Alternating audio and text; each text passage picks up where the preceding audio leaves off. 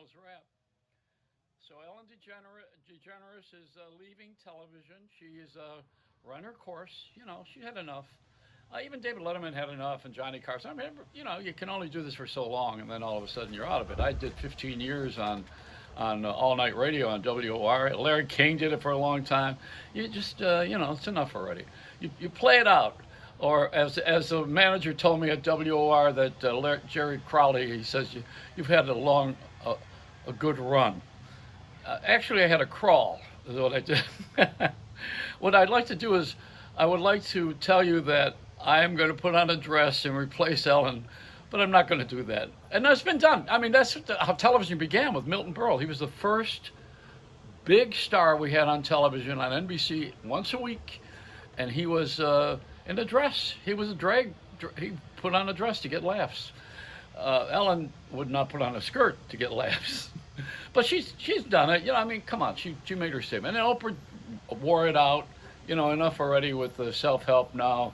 It's true. You know, you can only do this for so long, and sometimes they ask you to leave before you're done.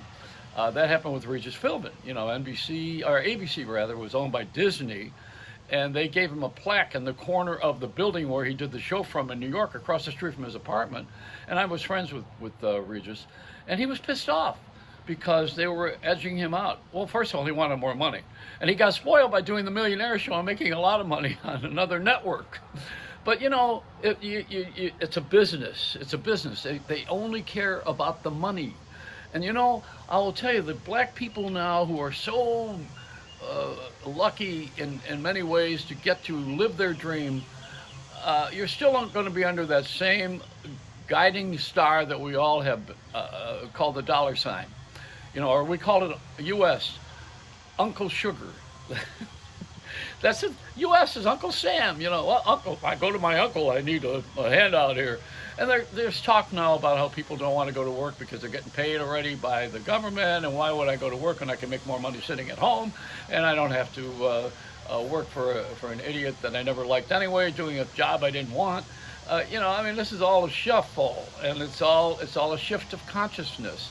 And actually, it's good because you can figure out now what you really want to do in life and how you can do it. You know, a lot of people think that gas thing was a fraud.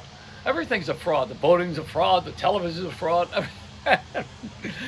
You know, everything is in our imagination. We imagine a lot of things. We're creative, and people are creative even if they're not on television, you know, or in show business. People know how to get around something they don't like. They know how to set off bombs, how to shoot people. There's a lot of creativity on the negative side.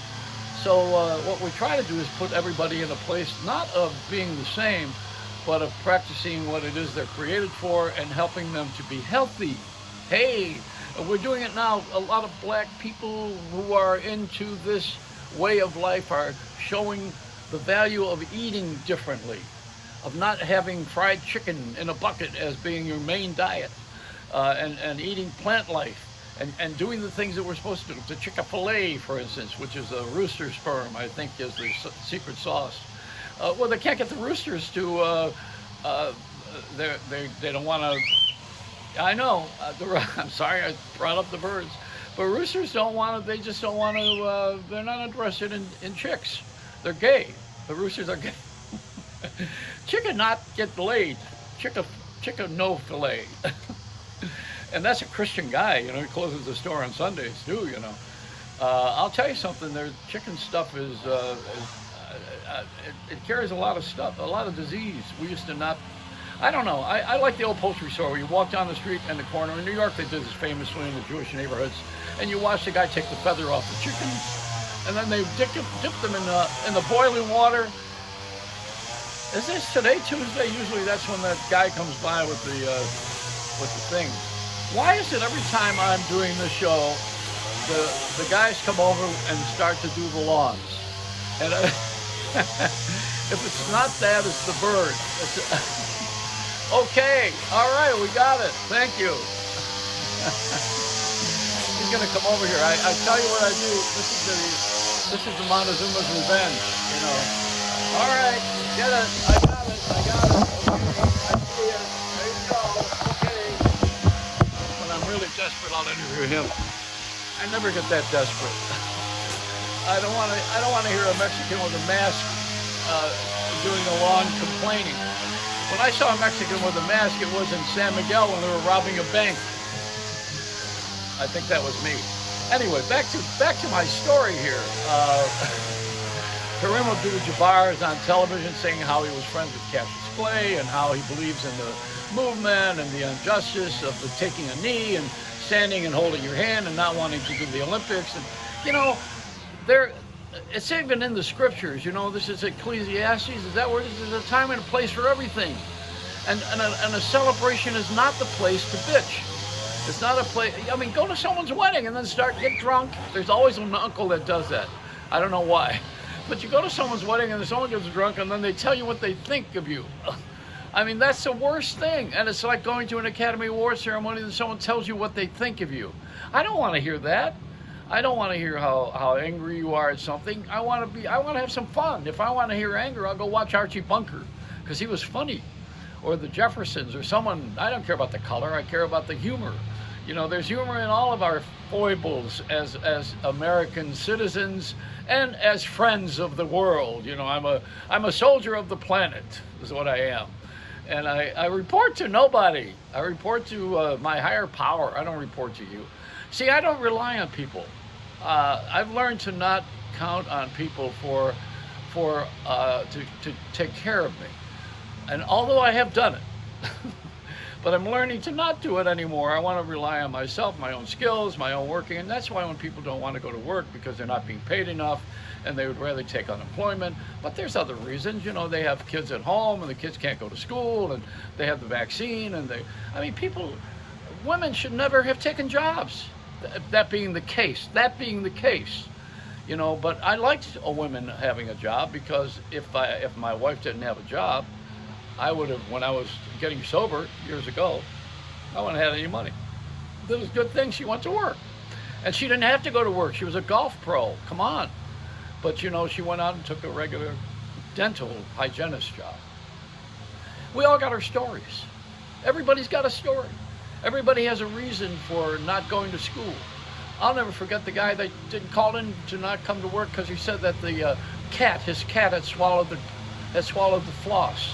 The dental floss. So what are you going to do? I mean, people are ridiculous. I used to call in to the Catholic school as my mother and tell them that Joey was sick. Well, he was mentally.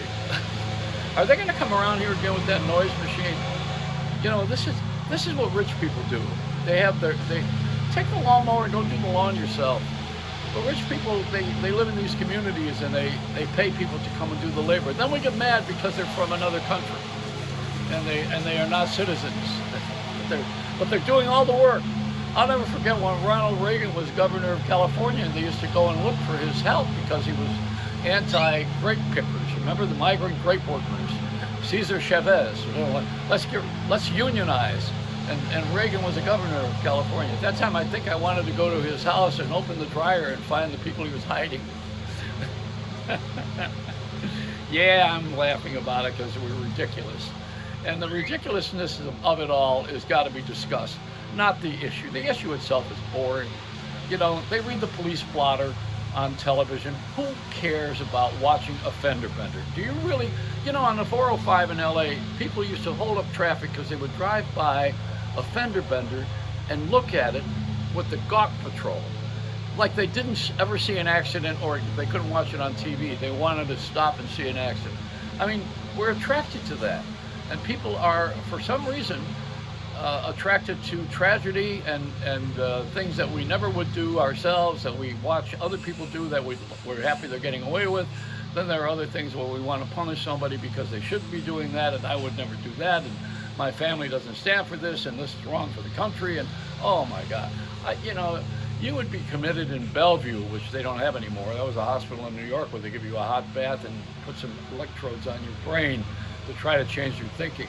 The only thing that's going to change my thinking is failure. Because when I try something and it doesn't work, believe me, I'm going to do something else. I don't know about you. That's how I live. And and success doesn't ever change me. And the more success I have, the more my mind is enforced saying I'm doing the right thing, and and I'm going to continue it.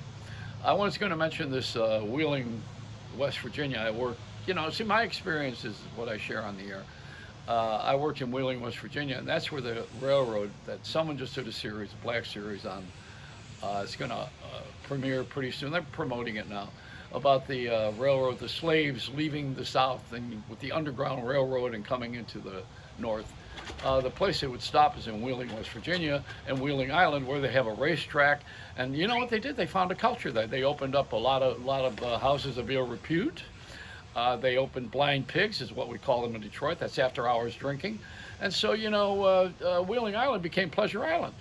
And people love to go there and gamble and drink and smoke and have their pleasures and with women and men, and stop to do the things that they would never do in their own backyard, in their own home, or in their own city. And that's just the sneaky Pete approach. And people do that. They've been doing it for a long time. They're still doing it. This is not new. That's why you have a lot of people come down when they're big executives or ministers or priests or, we're all here on this planet with no perfection. That's the point of the story. If you got it down, then it's time to leave.